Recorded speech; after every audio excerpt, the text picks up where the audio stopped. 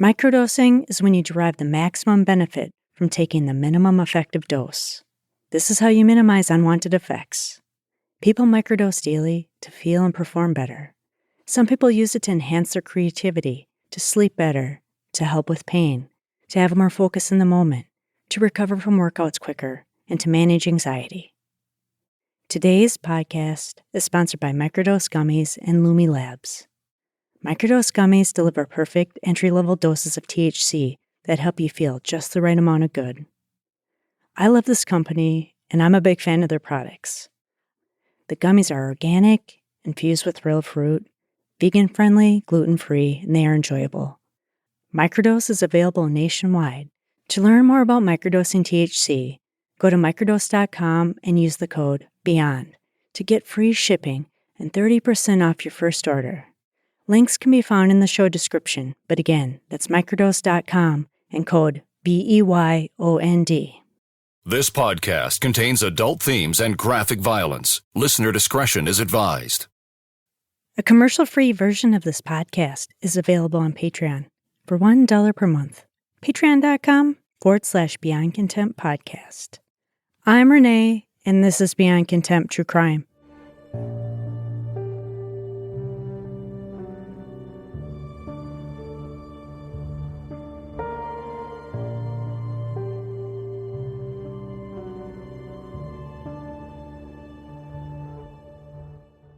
Memphis has been in my local newsfeed lately, and not for happy reasons.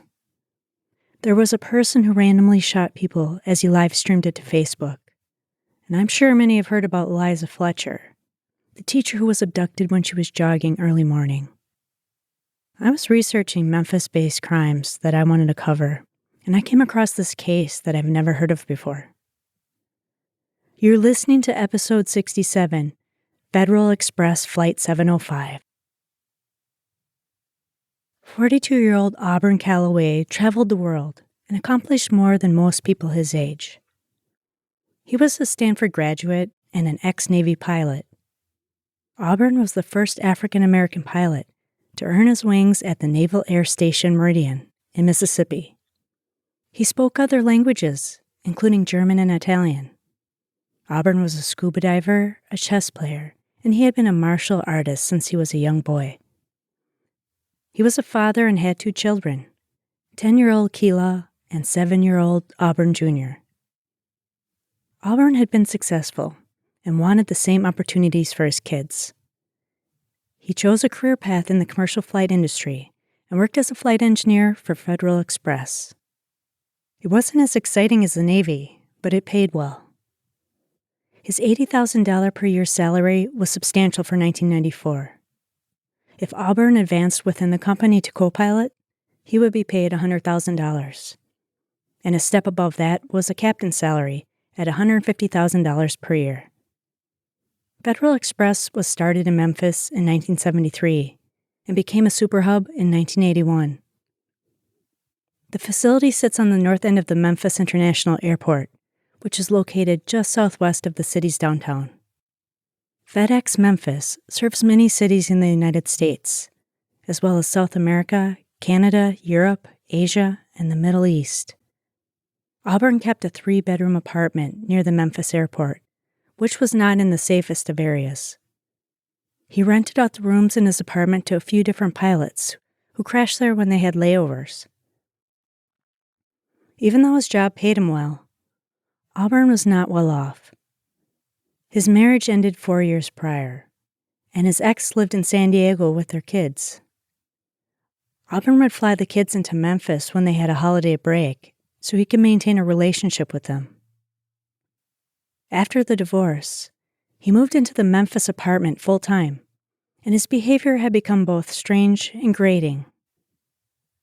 It was to where many of the pilots who rented from him let their leases lapse. Because of the crime, Auburn put a mannequin in the window to trick potential criminals into thinking someone was home all the time. He had his roommates disconnect any smaller appliances, like a toaster or telephone, and put them in the dryer every time they left the apartment. Auburn thought that criminals would never look in the dryer if they broke into his place. During a work flight over the Pacific Ocean, Auburn's coworkers were in the plane's cockpit and heard thumping sounds in the back of the aircraft. When they exited the cockpit to investigate the source of the noise, they saw Auburn dressed in his full karate uniform without shoes on, repeatedly high-kicking the ceiling.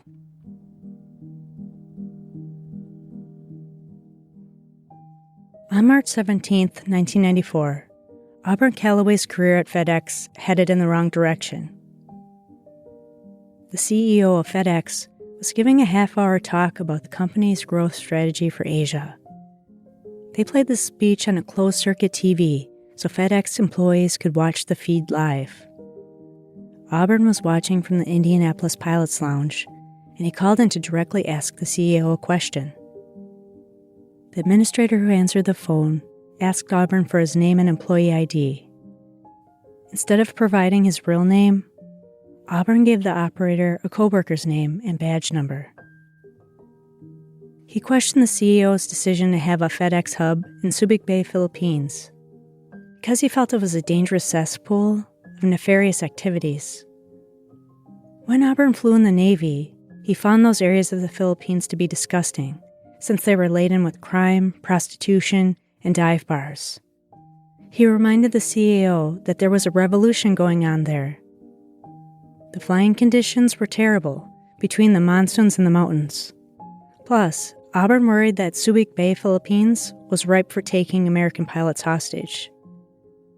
The CEO of FedEx was a Vietnam vet himself, so he listened to Auburn. But when he tried to respond, Auburn cut him off.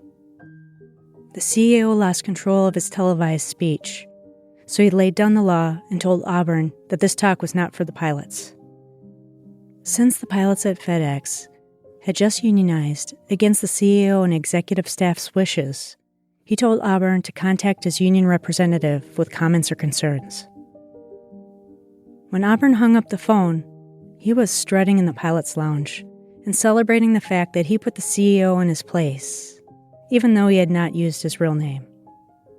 He didn't fully appreciate that management was upset with the disrespectful tone of his exchange, and they were swiftly trying to figure out the identity of the caller.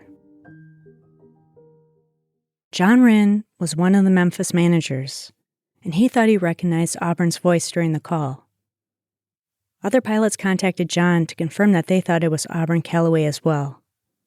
From that point forward, Manager John Wren made it his mission in life to scrutinize every aspect of Auburn Calloway's work performance at FedEx. He even went so far as to fact-check Auburn's military records, and that was where he found the first issue. When Auburn Calloway applied to FedEx in 1988, he said that he logged thousands of hours on multi-engine jets as the pilot in command during his time in the Navy. Auburn's military record showed that he had never flown as the pilot in command and had operated twin-engine planes, not multi-engine aircrafts. John Wren uncovered a second issue from Auburn's employment record. Prior to being hired at FedEx, Auburn flew for Flying Tigers, which was a trans-Pacific air cargo carrier based in Los Angeles, California. Flying Tigers didn't realize that Auburn was also flying planes for Gulf Air at the same time. He told Gulf Air that he had jury duty, when in reality he was starting his initial training for Flying Tigers. So Auburn was on the payroll at both companies, double-dipping. A pilot at Gulf Air caught on to this deception and called another pilot he knew at Flying Tigers to inform them of the situation. The companies told Auburn that he could voluntarily quit both jobs or they would fire him. He quit both companies. Auburn started at FedEx a few months later and was a flight engineer on their Boeing 727s and DC-10s. He worked at FedEx for 5 years and had passed all his FAA exams and physical fitness tests.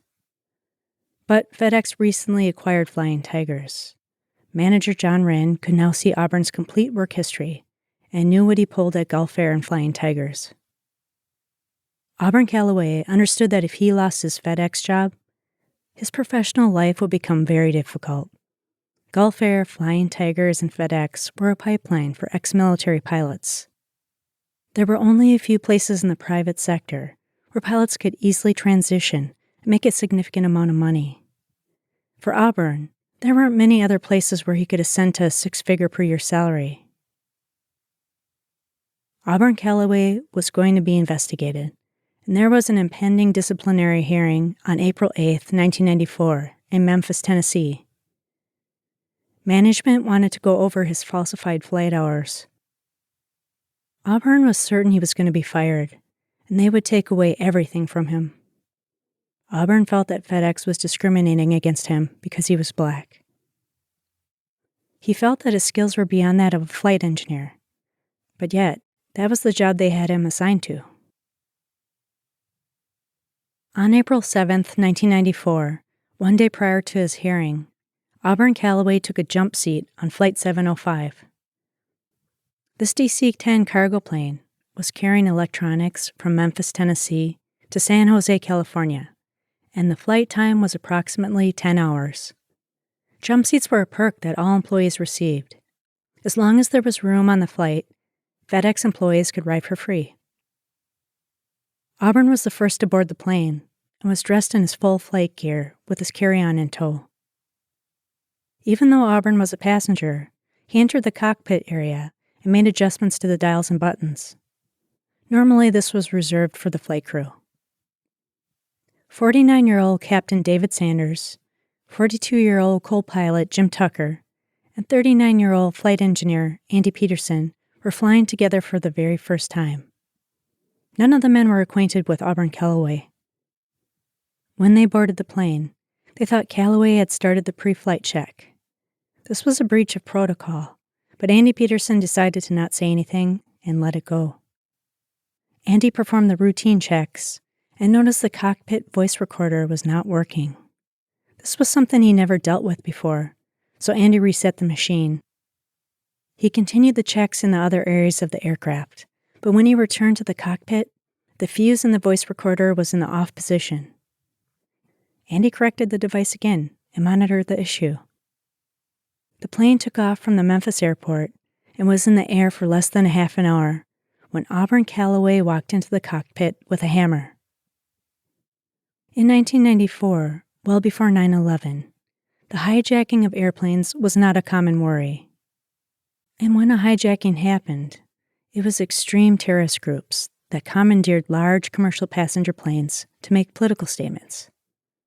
They trained pilots in the art of de-escalation, but the crew on Flight 705 knew that there would be no negotiating. They were going to have to fight like their lives depended on it. Before Calloway had walked into the cockpit with a hammer, the crew did not know that his guitar case carry-on was loaded with weapons. They also didn't realize that Calloway had disabled the cockpit voice recorder 2 times. Once prior to everyone entering the plane, and a second time when Andy walked away to perform his pre-flight checks.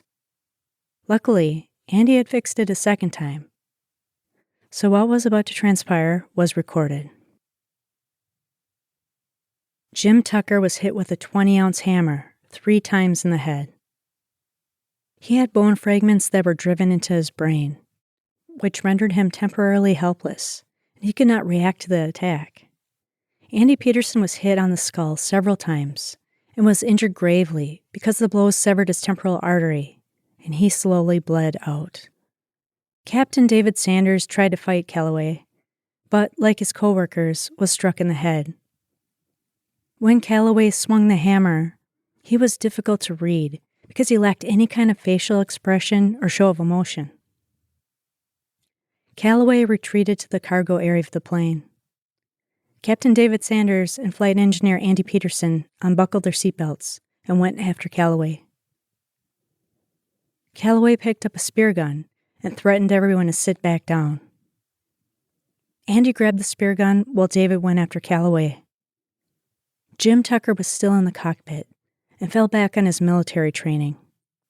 He used to be a combat flight instructor and was going to maneuver the airplane to throw around the maniac in the back. Clearly, Calloway was interested in crashing the plane and would bludgeon everyone to death until he got his way. Jim pulled the nose of the DC-10 aircraft up, which flung the men around in the back. At that point, everyone except Calloway was profusely bleeding, and the interior of the plane was wearing their blood. Jim barrel rolled the plane at 400 miles per hour to the left, and the DC-10 was in an upside-down position. Then he dropped the plane into a nosedive at 500 miles per hour. No pilot had ever flown a large DC-10 plane like this, and they were not designed to move that way. Jim was taking the large plane beyond its stated limits, and he also found himself beyond his medical limits. His brain had been damaged when Calloway hit his skull with the hammer. As Jim was executing these combat maneuvers, his right arm, hand, and leg weren't working, which made his flying that much more impressive. He leveled out the plane and contacted the Memphis control tower to declare they needed to make an emergency landing. Flight 705 also needed an armed intervention. This was pilot speak for call in the SWAT team. The control tower did not grasp what Jim was telling them, and he had to restate the need for an emergency landing. He stressed that the crew on the plane had been attacked and were compromised. Productivity. We all want to be efficient and do more with our time. I struggle with this in the mornings as I don't enjoy getting up, and I'm usually foggy when I start work. But I want to introduce you to a drink that helps with procrastination and grogginess, called Magic Mind. Magic Mind is a green shot that you take in the morning, which you can take alongside your coffee, or not. I work hard on my day job, and I create content for this podcast in the evenings. It takes a lot of focus and energy to get everything done. I found that Magic Mind is easy to use, it tastes great, and it's helped my focus. There are a lot of top-notch ingredients in this drink, including lion's mane and cordyceps mushrooms, which help with clarity and focus. I would really encourage you to try it out, especially if you're having trouble getting it together in the morning. Check them out at magicmind.co/contempt. You can use my discount code CONTEMPT20 to get 40% off your first subscription or 20% off your first one-time purchase. My 40% off code only lasts for 10 days, so jump on it. That's magicmind.co/contempt. Discount code CONTEMPT20.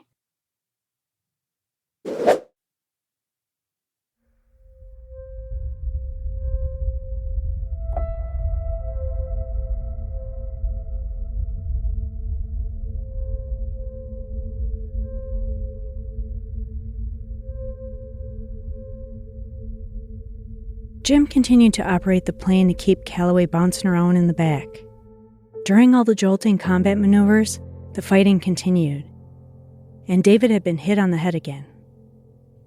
In their weakened states, Andy and David pinned Calloway to the floor, but they needed help. Jim put the plane on autopilot, but it would not stay engaged. He went to the back to help fight Calloway, and no one was flying the plane. When the Memphis control tower contacted Flight 705, they received no response because the cockpit was empty. Control worried that the pilots had been overtaken and lost the fight. Jim was trying to secure Calloway's weapons, and David went to the cockpit to fly the plane. David's glasses were missing, and one of his ears was nearly severed, but he had a larger problem. The airplane currently held 38 tons of fuel in the tanks, because they had not completed the full flight to California. Therefore, they were 16 tons over the safe landing limit. David needed to land on the longest runway that the Memphis control tower could clear for him, so he was going to land on runway 9. The fighting in the back had not slowed down, and Calloway was trying to press his thumbs into Jim's eyes as David began descending to the runway. Andy grabbed the hammer, but was too weak to put up a fight. David realized that he was coming into the Memphis airport too hot. The plane was too high and fast, so David decided to change course. He had to pull an advanced maneuver of his own, and had to swing the plane around to land on a different runway, which was perpendicular to his initial landing target. Captain David Sanders landed the DC-10 on runway 36. He didn't blow out the plane's tires, and even stopped well before the tarmac ended. Both EMS and SWAT immediately approached the aircraft. David opened the emergency escape chute. EMS entered the plane and handcuffed Auburn Calloway. When EMS looked around the plane, there was blood splattered everywhere, from the ceiling to the floor. The flight log, the engineer's table, the instrument panel, and the sheepskin cover of Tucker's seat were all stained red. There were handprints all over the ceiling of the cockpit, and weapons were scattered all over the cargo area. The crew exited the plane via the inflatable emergency escape slide. Andy Peterson was in the worst shape. He was close to death because of all the blood loss with the severing of his temporal artery. Andy's skull was fractured, but the fragments had not penetrated his brain, and his pulse was nearly non-existent. In the hospital, he required blood transfusions. Jim Tucker was barely conscious and could not speak without jumbling his words. He had fragments of his skull that had penetrated his brain. There was a hole in his head that was larger than a golf ball. The severe skull fracture created motor problems with his right arm, hand, and leg. Jim was partially blind in one eye, from Calloway sticking his fingers in his eye sockets. His jaw had been dislocated, and he was also stabbed in the right arm. Jim had to go through 3 surgeries and months of therapy to regain motor control of his right side. He had to relearn how to walk and talk, and was placed on anti-seizure medication for life. Jim's recovery was a 2.5-year journey. David Sanders was able to walk up the plane, but not before he went to the cockpit to find his glasses. He had several deep gashes in his head and had to have his ear sewn back on. David shared an ambulance with Jim Tucker, who had to be loaded via a stretcher. Auburn Calloway was the least injured and had head lacerations. He was bleeding and his skull was fractured in 2 places. Calloway remained stoic after he was handcuffed and chose not to respond to questions he was asked in the hospital. They took everyone to the Memphis Regional Medical Center. The crew members from Flight 705 racked up $135,000 in medical bills. Eventually, the DC-10 airplane was searched. Authorities found 2 claw hammers, a spear gun with a spear, and 2 sledgehammers. There was also a note from Auburn Calloway's ex-wife, and the subject was how unhappy he was with his life. There was about $800,000 worth of damage done to the plane. FedEx terminated Auburn Calloway. While he falsified his employment application and lied about his flight hours in the military, this might not have been a fireable offense. Another flight captain thought that FedEx management would have just talked to him and given him a proverbial slap on the wrist. Pilot Douglas Kenzie rented the Memphis apartment with Auburn Calloway. After he learned about the attack on Flight 705, he called the FBI to tell them about a note he found that was penned by Calloway with the names of the crew members. It was evident that Calloway had researched the crew ahead of the attack. The FBI secured a warrant and searched Calloway's Memphis apartment. They found his last will and testament laying prominently on his bed to ensure that it was found.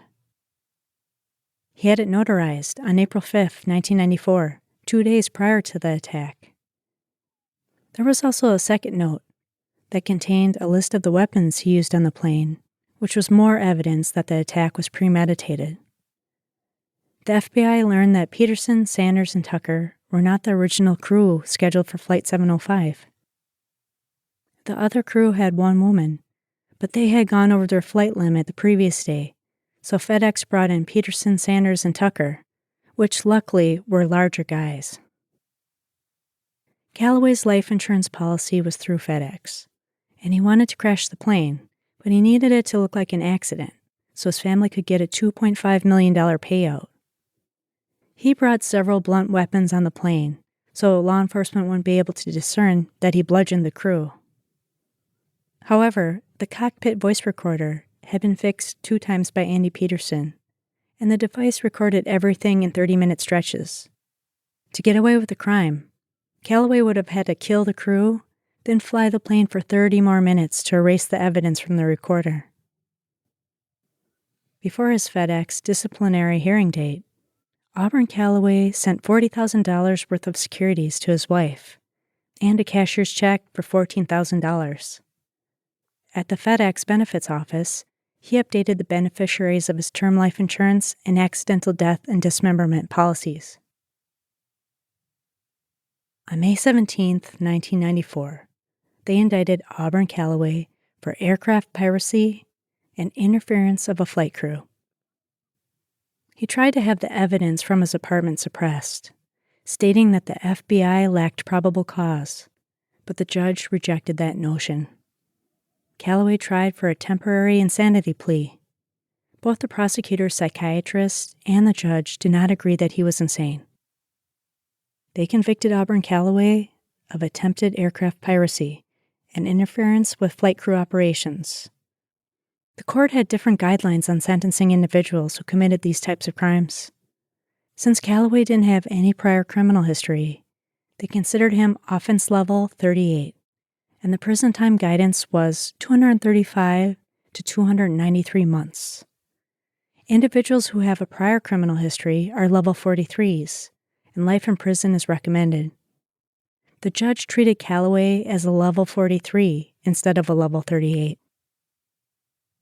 On August 11, 1995, they sentenced Auburn Calloway to 2 consecutive life sentences with no possibility of parole.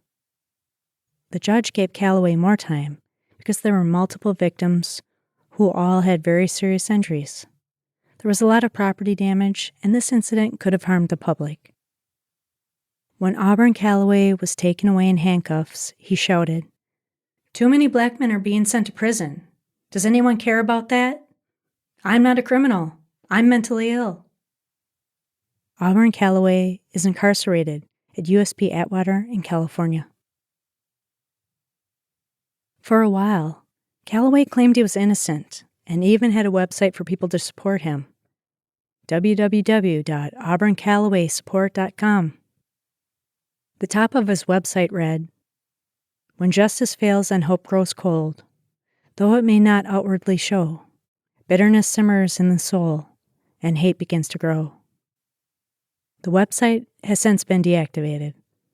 Calloway tried to appeal his conviction. He again brought up the fact that the court didn't have probable cause to search his apartment, and the evidence should not have been allowed in court. But Calloway's roommate called the FBI about the note he saw in the apartment.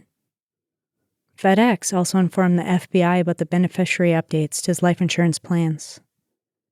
Calloway tried to argue that there wasn't enough evidence to support an aircraft piracy charge.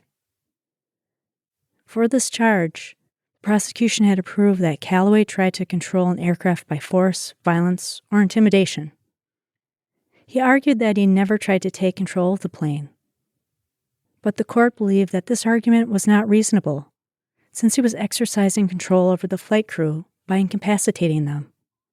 It didn't matter if Calloway was trying to actively crash the plane himself or let it crash. The court vacated Calloway's charge of interference with the flight crew members. It was the lesser offense, and the court only did this because they affirmed the charge of attempted aircraft piracy.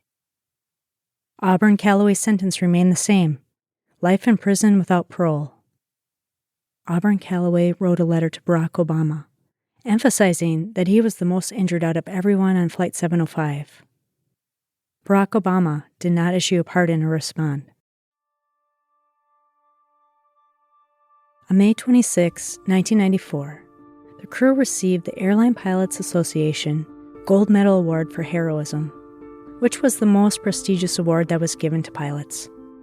Their actions saved the public and also saved FedEx property. Unfortunately, these brave efforts also took their aviation careers. David Sanders, Jim Tucker, and Andy Peterson were considered not medically fit to fly commercial planes because of the injuries they sustained. David Sanders worked for FedEx for 20 years. Before his FedEx career, he served in the Navy for 9 years during the Vietnam War. After his injuries healed, David Sanders returned to recreational flying. Jim Tucker worked for FedEx for 10 years. He served in the Navy for 12 years during the Vietnam War and flew planes for People Express Airlines for 3 years. which was a low-cost airline, much like Spirit or Frontier. Jim did not return to recreational flying until 2002. Andy Peterson worked for FedEx for 5 years. In a show of good faith, FedEx promised David, Jim, and Andy full benefits until they hit retirement age, and they honored this promise. The DC-10 plane that was involved in the incident was repaired. It received an upgrade from a DC-10 to an MD-10. The upgrade reduced the need to have a flight engineer. This plane was still in service as of January 2018. Thank you so much for joining me for this episode of Beyond Contempt. Please visit beyondcontemptpodcast.com for the links to the sources and music used in this episode. Research, writing, editing, audio production, and sound design were performed by me, Renee. I want to thank patron Danielle. Thank you for supporting the show. If you like the show, please leave me a positive review in Apple Podcasts or Spotify. Thank you so much, everyone.